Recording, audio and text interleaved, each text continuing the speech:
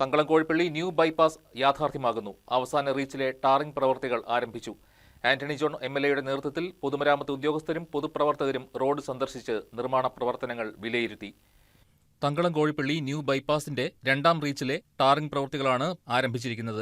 ഒന്നാം പിണറായി സർക്കാരിന്റെ 2019-2020 സംസ്ഥാന ബജറ്റിലാണ് തങ്കളം കോഴിപ്പള്ളി ബൈപ്പാസിന്റെ നിർമ്മാണത്തിനായി 14.5 കോടി രൂപ അനുവദിച്ചത്.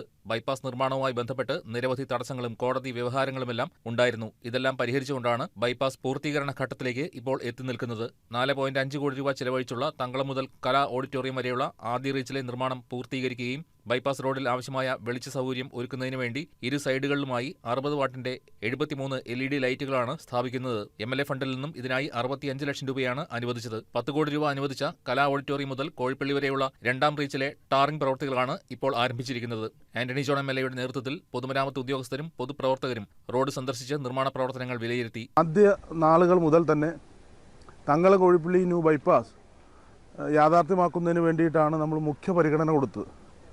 നിരവധി തടസ്സങ്ങളുണ്ടായിരുന്നു. കോടതി വ്യവഹാരങ്ങളും അതോടൊപ്പം തന്നെ മറ്റ് നിരവധി സാങ്കേതിക തടസ്സങ്ങളുമെല്ലാം ആ വർക്ക് മുന്നോട്ട് കൊണ്ടുപോകുന്നതിൽ വലിയ തടസ്സം നമുക്ക് സൃഷ്ടിച്ചിരുന്നു. നഗരത്തിന് ചുറ്റും ഒരു റിംഗ് റോഡ് എന്ന സൗകര്യം ഒട്ടും താമസിക്കാതെ കോതമംഗലത്തും അത് സാധ്യമാവുകയാണ്. പൊതുമരാമത്ത് executive engineer Shamon K, assistant executive engineer Julin Jose, assistant engineer Andrew Fernandez Tom തുടങ്ങിയവരും പൊതുപ്രവർത്തകരും നാട്ടുകാരും എംഎൽഎയോടൊപ്പമുണ്ടായിരുന്നു. News desk KCV news.